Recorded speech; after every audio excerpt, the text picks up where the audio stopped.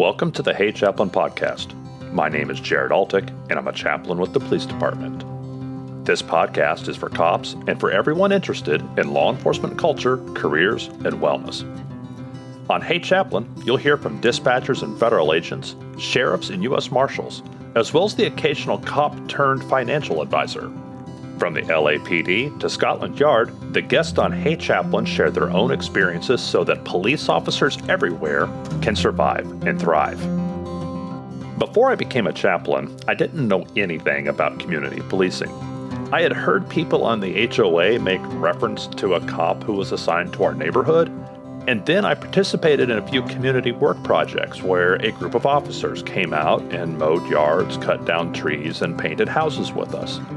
But after I got involved with the police department, I discovered that there was an entire unit of specialized police officers who were taking a non-traditional approach to crime prevention and community relations. So today I'm talking to Tony Lee. Tony is retired from our department here at KCK, and he spent a good chunk of his career working in the community policing unit. Today he's going to walk me through some of the basics and explain why community policing meant so much to him. He also has a few heartwarming stories about the kind of unusual work he and his fellow officers did, and he explains what it takes to be successful implementing this different kind of policing. Here's Tony Lee. Hello, Tony. How are you today? Doing good, Jared. I'm glad you're here. You were telling me earlier that you got started in law enforcement as a reserve officer. Can you tell me kind of how that process went? Yeah, I started as a reserve around 1992, and the reserve program is basically a volunteer program where you have to take 16 hours a week for about, I think it was like 6 or 7 weeks, and once you complete the classes, then you're responsible for buying all your own equipment, your gun, your uniforms, all those things. On your own dime. On my own time and my own dime. Yeah. So it was a program that our police department had implemented way back in the 60s, and it was a great program that I went through. And once I completed it, I patrolled the streets of Kansas City, Kansas for about 2.5 years. And then as a reserve. As a reserve. And then I was approached by a sergeant who he said, "Hey, we would love to have you on full time. I know you got a good job." And I basically took a cut in pay, because at that time I was probably making upper 30s in 1992, which was decent money. And the police department was starting us out like $24,000. And I had a family, had a home, so I mean that was a big move for me. So thought about it, prayed about it, and eventually I took the test and passed everything and got hired, as a full-time officer. And I was 32 years old at that time. Okay. So, but I mean, like I say, and when I was younger, I was actually, drawn toward law enforcement. And I actually took criminal justice classes, law enforcement classes at Penn Valley Community College. So I always had an interest. Right. So it wasn't something I woke up one day and go, I want to be a police officer. And then once you came on full time, I presume you probably started in patrol. I did. I started in patrol. How long did you do that, and what other jobs did you do? Yeah, I did patrol. Started on midnight shift for, I think I worked midnights for about 6.5 years. And, I went to day shift. Never did work afternoons because it just didn't work for the wife and the family, but I always worked days or midnights. And I worked every different division in Wyandotte County, East Patrol, West Patrol, South Patrol, and eventually I landed in community policing, which I was there for about 13 years. Oh, wow. Yeah. Okay. Learned a lot about community policing versus traditional policing. Because when I first came on, I think community policing actually started around 94, 95 on our department. So it was new, and I think our department was just trying to get acclimated to the changes of the old protect and serve versus, community-oriented policing. Can you kind of describe the contrast between those two attitudes about policing? You talking about, the serve and protect kind of of attitude, the kind of what we might call old school policing versus community policing. Can you contrast those and tell me the difference between the two attitudes? Yeah, traditional policing is more like, when you first apply for the police department, they say, why you want to be a police officer? You say, I want to protect and serve, our community. And, you go out, they want you to stop cars, arrest people, take people to jail, answer your calls for service. Right. All the things you would think of. All the things you would think of, And when community policing was implemented, that changed the whole scope of, how you deal with people, deal with your community, how you go out. And, of course, you don't do it on your own, because there's no way you're going to solve crimes and address the fear of crime, neighborhood decay, any of that without the community involved. So that was the part of community-oriented policing that to me is the contrast, is that back then, even back in the day when you had the police officers that walked on the beat, to me that was somewhat of community policing, because they were walking the beat. They knew the people in the community. They were talking to the people. They was eating dinner with them, having conversations with them. So back then, to me, that was almost the start of community policing, if you ask me. Okay. Because they were in the communities then. When they were engaging. They were engaging. Yeah. So then when they got away from the beat officer walking the streets, then to me, that's when the traditional part of it really kicked in, and they was only concerned about fighting crime. They really wasn't concerned about how do we solve it? How do we address it? How do we work with the people in the community that can help us? Right. You see? The danger in the traditional mindset was that you basically never got out of your car except to arrest somebody. Was that would have been a shortcoming of that attitude? It would have been, yeah. And not to say all officers did that. No, of course not. Because there were some officers who would take something a step further to address somebody's concern about the fear of crime or something going in their neighborhood. But the full scope of it was, like you said, answer your calls, get back in your car, do your reports.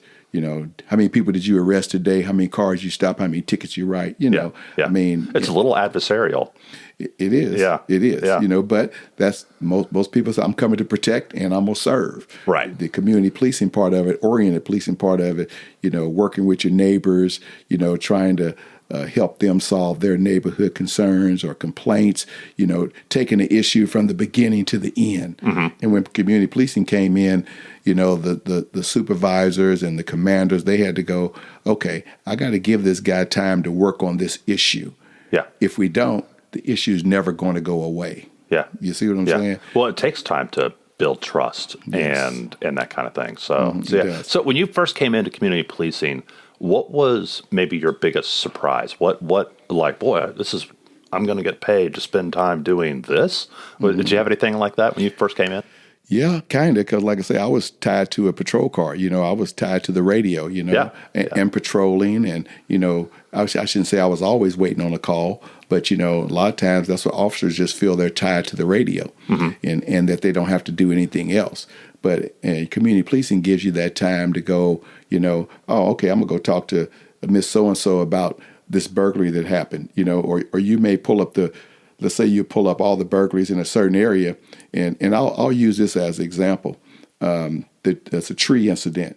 Yes, I heard about this tree on 75th Drive. On 75th Drive, basically what was happening was we were having a lot of burglaries in this area. Okay. And I rode up and down the street. It's only from State Avenue to Parallel. It's like a mile? About a mile. Maybe? Yeah. Okay. So I drove the neighborhood, and I got to looking, and every street light on the street was being blocked by trees. There was no light. At nighttime, it was just pitch black dark. Okay. So I actually took the time to walk up and down that whole street and talk to the neighbors, and they were like, yeah, these street lights, they've been like this forever. I said, well, would you be open to, if I were to get somebody like BPU or a tree company to come in and trim these trees and open it up to where the street can have light? Because criminals don't like light. Yeah. Plus, light is one of the things we stress in community policing when it comes to trying to prevent crime. Get things lit up. Get things lit up.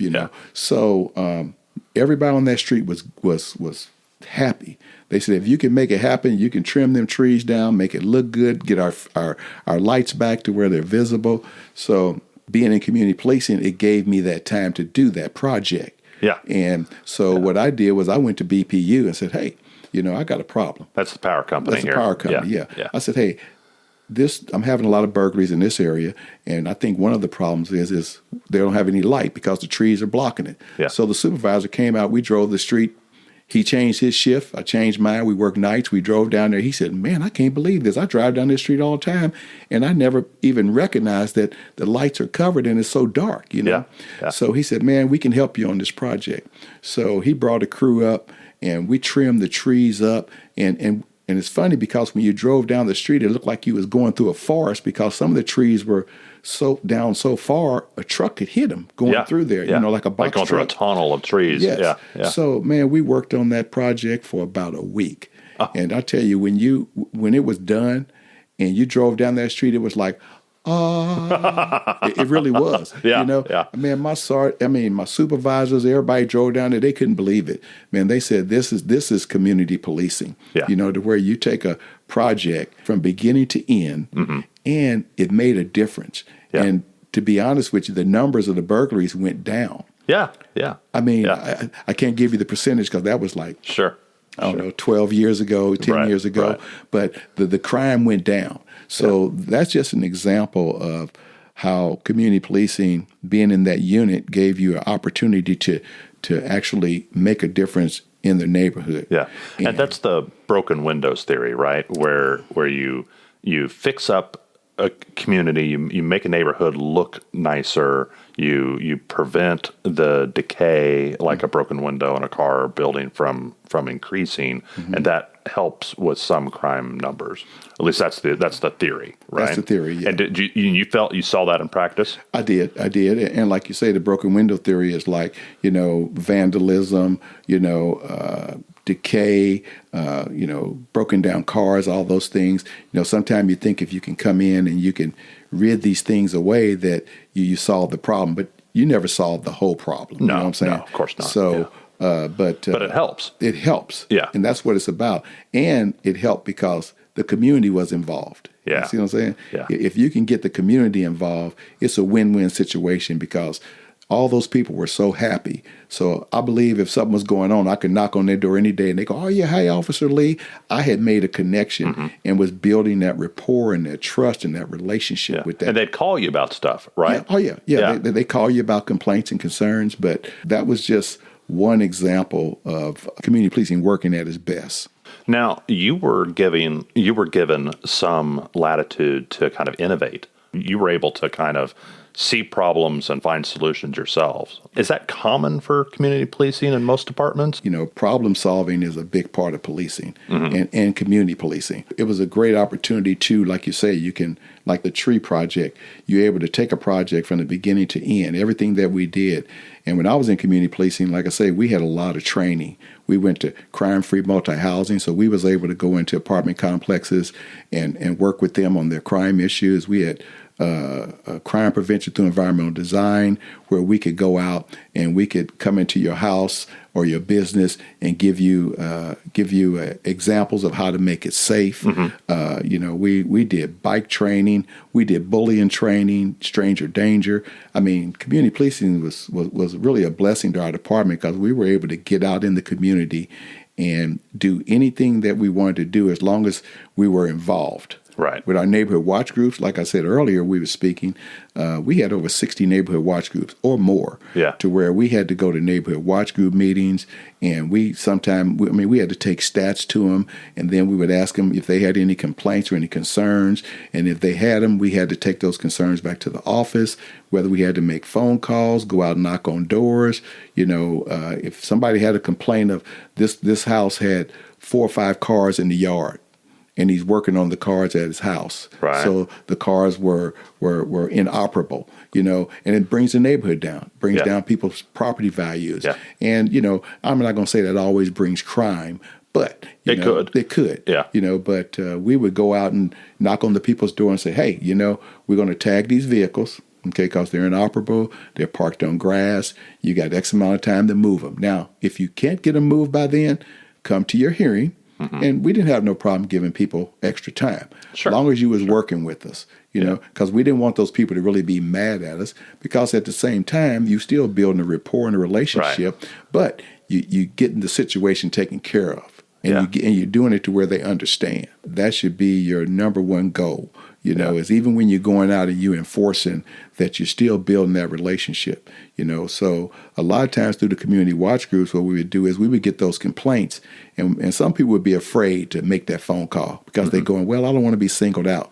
Okay, so it comes from the neighborhood watch group. It comes from a group instead of an individual, which a lot of people would come to the neighborhood watch group to address their concerns. Right. And the children, we had a lot of kids programs. We started bullying programs going into the school, teaching bullying, because people don't realize, I'm not going to say all the school shootings and things like that, but you hear about a lot of the situations of people going into the schools shooting, they were bullied.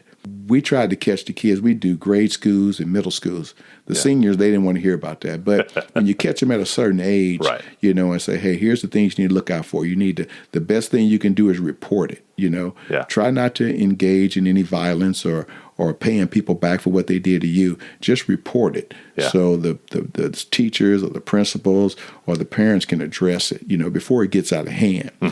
So we was in the schools, educating. It's about education as well. So did this overlap with like school resource officers? At that time, we really didn't have school resource officers. Really? Okay. Yeah. School resource officers didn't come into the mix until around 2003 or 2004 in our city. Okay. But prior to that, but even during that time, they only had school resource officers in the high schools. Oh, okay. So that's why we touched on the grade schools and the middle schools. Yeah. So now I think they have them they might have them in the middle schools, but then even in the grade schools now, I think they just have to stop in. Yeah. So during your time in community policing, what was your department doing right? From the way they were organized to the types of activities they were doing, what do you think they were really doing well during your time? They were doing well was to keep that unit intact, because there were some people at one point that just like, hey, it's too many people in this unit, and they had us going in different directions versus doing community policing. We were more of an enforcement unit. But, even at that time, I think they were maybe trying to maybe figure out what they wanted to do, because there was a time when everybody was like, okay, drugs, guns, and violent crime. You know what I'm saying? Yeah. That's our problem. Yeah. But that is always a problem.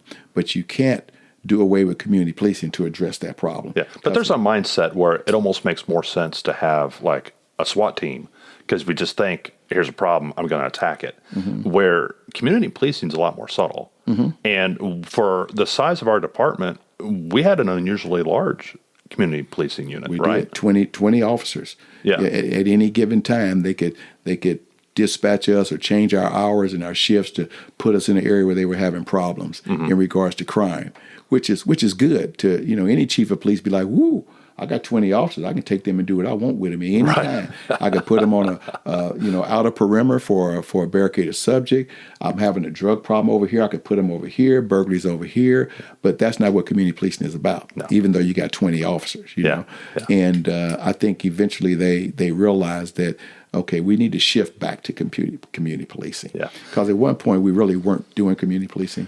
What do some cops not understand about community policing? I think they see they hear an officer spent a Saturday mowing a yard, and they don't understand why. That's not policing. What are you doing that for? Yeah. And so what do you say to another police officer to convince them that community policing is worth investing in? Well, I'll say to them that, look, when you first, they ask you why you wanted to be a police officer, what did they say? You said, well, I want to help my community. I want to be in the community. Okay, those words came out of your mouth. Yeah. So therefore, if you see an old lady, a single elderly lady that, needs her lawn mowed, and you go, okay, I'm going to come back after work, or I'm even going to go in and tell my sergeant, hey, man, I'm going to come in about an hour early and help this lady out in mowing her yard. And if he tells you no, then that's a problem. You know what I'm saying? Yeah. Because that's what community policing is. When I was in community policing, we did a lot of that. Mm-hmm. We cut people's trees down. We boarded up houses. We did a lot of things that people would think that's not community policing. But let me say this, Jared. Every officer, whether they know it or not, or even want to accept it, they're a community policing officer. Yeah. Because even though you're on patrol, when you're patrolling and you're not on a call, you can stop in that grocery store or that mom and pop store and say, hey, how y'all doing? Everything going good? Any problems, any concerns? Because if you don't get out your car and go in there and have that conversation with them, you never know what's going on in their life or what problems they may be having. They may be the type of person to go, or business owner to never call the police, and they are having problems, I mean, you're the officer that need to stop and go inside that school. Like me, I go inside a school, and principal would tell me one time, she's like, Officer Lee, I'm having problems with these 6 boys. It was 6 boys in the office. And I'm going, really? She said, yeah. I was like, well, okay, I'll have a conversation with them. I had a conversation with them about staying in class, getting their work done, how important it was to them to get education. And they all looked at me. I turned around and they started laughing. And I'm like, okay, wait a minute, we got a problem. So I made the command decision to say, hey, I'm going to meet with these kids every Monday morning at 9 o'clock in the gym. And I'm going to bring them donuts. I brought them donuts. Yeah. And Krispy Kreme gave me free donuts every morning, every Monday morning for them too. So a shout out to Krispy Kreme. But, it's one of those things to where, me engaging those kids, getting them around the free throw line, and we're shooting free throws. And the main thing I wanted to do was focus. Mm-hmm. And when you're shooting a free throw, it's you and that goal. Mm-hmm. It's you alone, you focusing. And the other kids around the line were either the ones clapping for him or the ones they were naysayers, not trying to distract him. So, the program was very successful. It was called BOSS, Being of Sound Standard. And, I was able to engage the kids and take them out and do public service, take them to Royals games, all those things, and build that relationship with them. And those are the kind of things that every police officer is trying to do, even if it's just getting out of their police car, shooting hoops with the kids, going into the schools, the businesses, that's community policing. Yeah. I think it's hard for some officers if you are just not in a good place emotionally, you're just kind of cynical, a little jaded. It's hard to own responsibility for the community's relationship with the police department.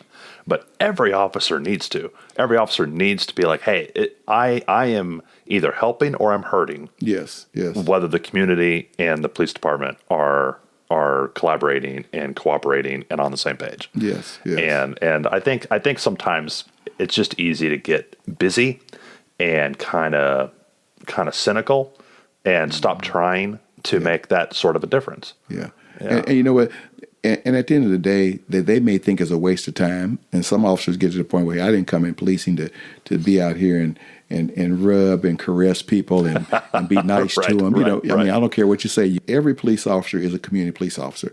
If their department allows them to do it, your department got to allow you to do it. Yeah. They got to open the door, And like I say, I think our department was unique with the 20 officers we had because I really never heard of another department like that. Well, it's a huge percentage for a department our size. That's a huge number of officers being employed that way. Right now, we probably should be at 350, 400 officers, And to take 20 officers off of patrol and put them in a unit. But that just goes to show you how important that unit is and the type of difference that they can make in the community, regardless of the calls for service and the complaints and concerns of the citizens. But you have to build that rapport, and community policing allows you to do that versus traditional policing. A lot of what we've been talking about has been about the connection to the community and the good that it does to the community, even reducing crime and making connections with kids. But what did it do for you?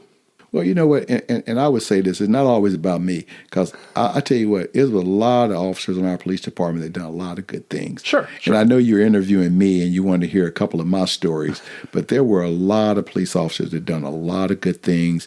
They started a lot of good programs, and the thing about it is they were open-minded and they were sincere at what they were doing. Mm-hmm. You have to be sincere, and I think when it comes to community policing and how it affected me and how I was able to, I would say, be somewhat successful, is that you have to be open-minded to change. Mm-hmm. I tell people all the time, there's 3 things in life: change, change, and change. Yeah. and community policing was about changing from the old traditional policing to community policing and community-oriented policing. And, I was open-minded to going to the watch group. I was open-minded to listening.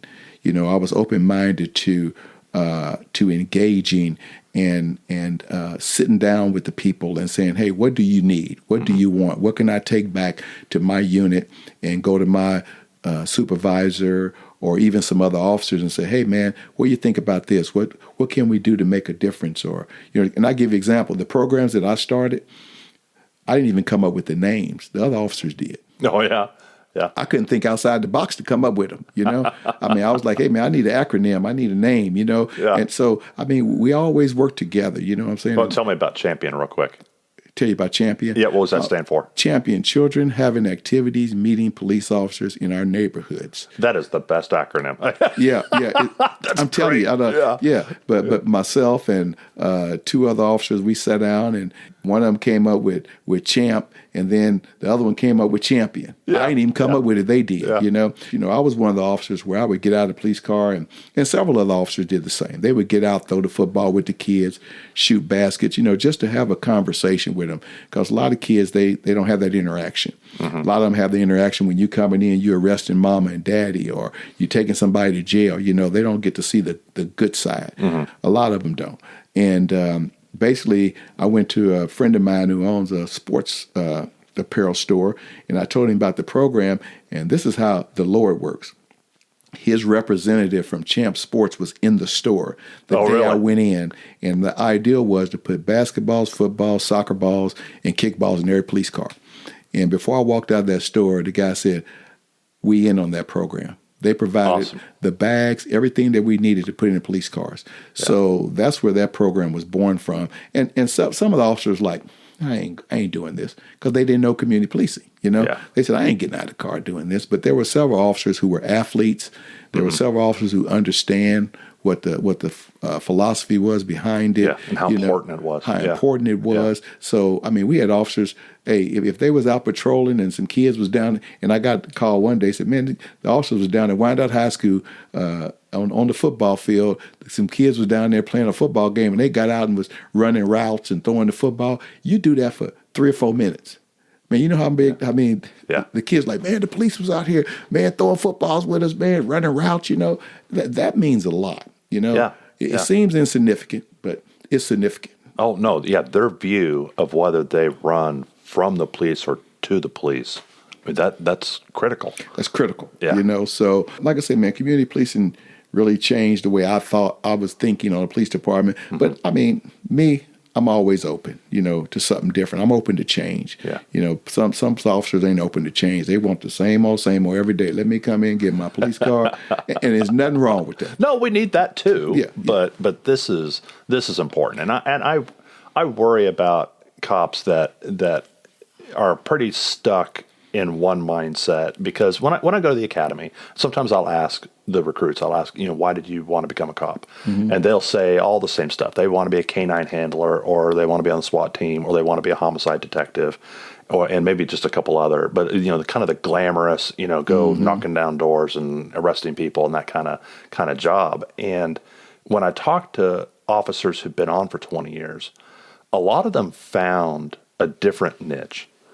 And sometimes it was community policing. And they're like, man, this saved my career and saved my marriage and saved my family and everything else, because I was able to stay in law enforcement, but I was able to do something different and approach it in a different way that was good for me and good for my soul. And I've had multiple officers tell me that. And so I went from really not knowing anything about community policing to having a pretty positive view of it, just because of how it affected the officers who were serving in that unit. Yeah, it's great for the community, but I think it's good for some officers. It's just the medicine the doctor ordered. Yeah, and like you said, it's medicine, because they were probably at the point in their career where they're like, I'm getting tired of coming to work. Yeah, I need to do something different. Because I was actually in patrol my whole career, because community policing, you're still in patrol, right? But you're in a unit that gives you the latitude to do To go different take things. donuts to kids. Yeah, to go take Yeah. donuts to kids, Yeah. you know, and to start programs and all those type of things, you know, versus the everyday officer answering calls for service, you know. Yeah. Thank you, Tony. I appreciate this. Yeah, no problem. I want to thank Tony for coming in and talking to me. I had multiple officers recommend him as their first choice to talk about community policing, but getting Tony to brag on himself is nearly impossible. But I did find an important thread in our conversations that I also found in talking to other cops who've done this kind of work. Community policing tends to be so different and so positive that many of them consider that unit to be the thing that saved their career and maybe even saved their lives. Police work can take a lot out of you, but some kinds of police work can fill you back up again. If you're feeling worn out, jaded, and cynical, you might consider trying something like community policing before you hang it up for good. On the next episode of Hey Chaplain. He's not coming out, we're going to have to go in and get him. And so we let that local agency know who we were, why we were down there, because we were kind of well outside of town. And we breached the door on this house, and it's old typical farmhouse. You're looking inside, and it's kind of this long foyer, and there's a set of stairs up ahead.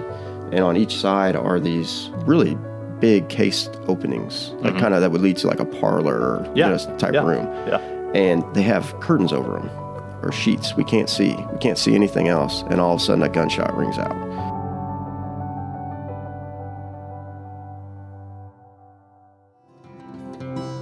The views expressed here are the personal views of the host and our guests and do not necessarily represent the views of any law enforcement agency or its components. Please go find Hey Chaplain on Facebook and Twitter, and if you found this show valuable to you, please share it with a cop or someone who loves a cop. Thank you for listening to Hey Chaplain, and as always, pray for peace in our city.